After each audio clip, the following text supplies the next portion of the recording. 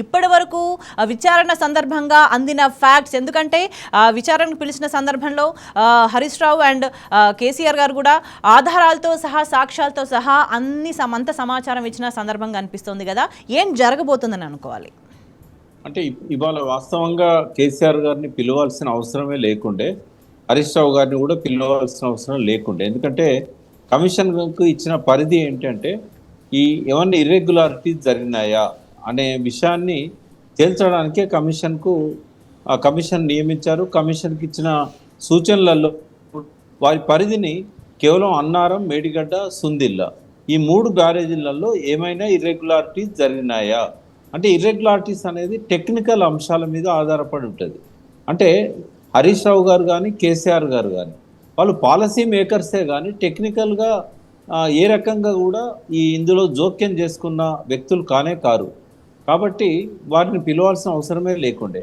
అయితే కేవలం కొంతమంది అభియోగాలు చేశారు కాబట్టి, అంటే ఎప్పుడు కూడా జ్యుడిషియరీ కమిషను మీడియాలో వచ్చే విషయాలను కానీ గాలి మాటలను కానీ మూర్ఖంగా కొంతమంది అధికార పార్టీ నాయకులు కావచ్చు, ముఖ్యమంత్రి లాంటి వాళ్ళు కావచ్చు, అసెంబ్లీలలో చేసే కామెంట్స్ను కానీ ఎప్పుడు జ్యుడిషియరీ కమిషన్ అనేది పట్టించుకోదు.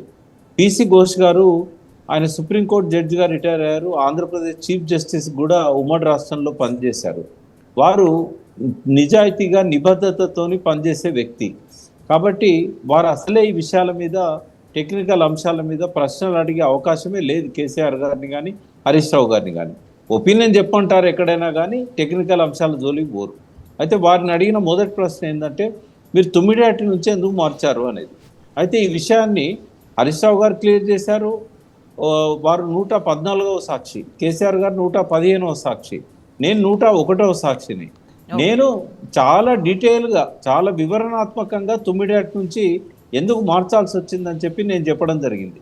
అయితే దురదృష్టం ఏంటంటే 100 మంది సాక్షులు ఎవరైతే చెప్పారో వాళ్ళు చాలామంది ఆడ చీఫ్ జస్టిస్, మన చీఫ్ సెక్రటరీ ఉన్నారు, తర్వాత మిగతా ఇంజనీర్స్ ఉన్నారు. వీళ్ళు ఏం చేశారంటే, మేము కేసీఆర్ గారు చెప్పినట్టుగా చేశామని కొంతమంది చెప్పారు, కొంతమంది మాకు సమయం ఇవ్వలేదు అని కొంతమంది చెప్పారు, కొంతమంది తమ మీదకి ఎక్కడొస్తుందో అని చెప్పి ప్రభుత్వం మీద నెట్టేశారు, ఒక ప్రభుత్వం అనే మాట వాడారు.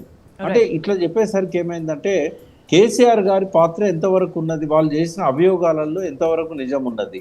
ఇది కొంతమంది ఏమన్నారు, బయట అంటే ఇందులో అపియర్ అయిన వాళ్ళ గురించే చెప్తున్నాను నేను, బయట నుంచి మాట్లాడిన వాళ్ళ గురించి కాదు.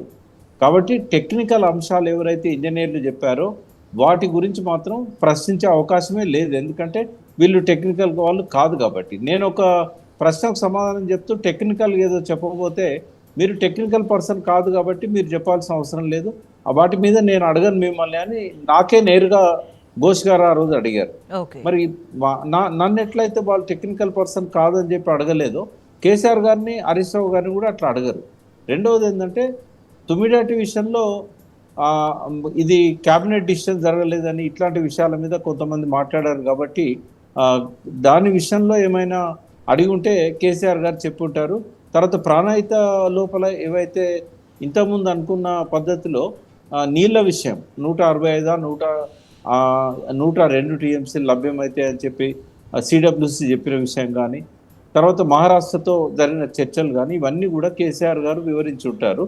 సుందిల్ల అన్నారం విషయంలో మాత్రం చాలా ఇంజనీర్లు ఏమన్నారంటే కేసీఆర్ గారు అక్కడ కట్టమన్నారు అని చెప్పారు బాధ్యతారాహిత్యంగా కొంతమంది. ఆ విషయంలో మాత్రం ఎందుకు జరపాల్సి వచ్చింది అనే విషయంలో, అది వాళ్ళు డిజైన్స్ ఇచ్చారు, అక్కడ పరిస్థితులు అనుకూలంగా లేవు కాబట్టి దాన్ని మార్చాలని చెప్పి కూడా ఇంజనీర్లే డిసైడ్ చేశారు.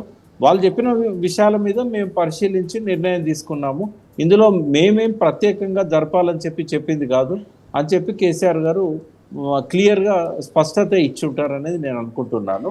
తర్వాత మేడిగడ్డ విషయంలో కూడా పియర్ ఎందుకు కుంగింది అనే దాని మీద మీరు ఏమనుకుంటున్నారు అని అడుగుతారు. నన్ను అడిగారు, హరీష్ రావు గారిని కూడా అడిగారు, మీ అభిప్రాయం ఏంది, మీకు ఎందుకు కుంగిందని మీరు అనుకుంటున్నారు అంటే. ఆ విషయంలో ఎన్డీఎస్ఏకే స్పష్టత రాలేదు ఇప్పటిదాకా. ఎన్డీఎస్ఏ ఇచ్చిన రిపోర్ట్లో కూడా మళ్ళీ ఒక కమిటీ వేసి లోతుగా అధ్యయనం చేయండి అని చెప్పారే తప్ప, నిన్న మొన్న ఇచ్చిన ఎన్డీఎస్ఏ రిపోర్ట్లో కూడా అది ఎందుకు కుంగింది అనేది చెప్పలేదు. మరి వాళ్ళే చెప్పాల్సిన వాళ్ళు చెప్పలేనప్పుడు, ప్రభుత్వం చెప్పలేనప్పుడు కేసీఆర్ గారు ఏం చెప్తారు, మేమేం చెప్తాము, హరీష్ రావు గారు ఏం చెప్తారు, అది ప్రమాదమా, లేకుంటే విధ్వంసమా, లేకుంటే నిర్లక్ష్యమా, ఏది అనేది డ్యామ్ సేఫ్టీ అథారిటీ చెప్పాలి.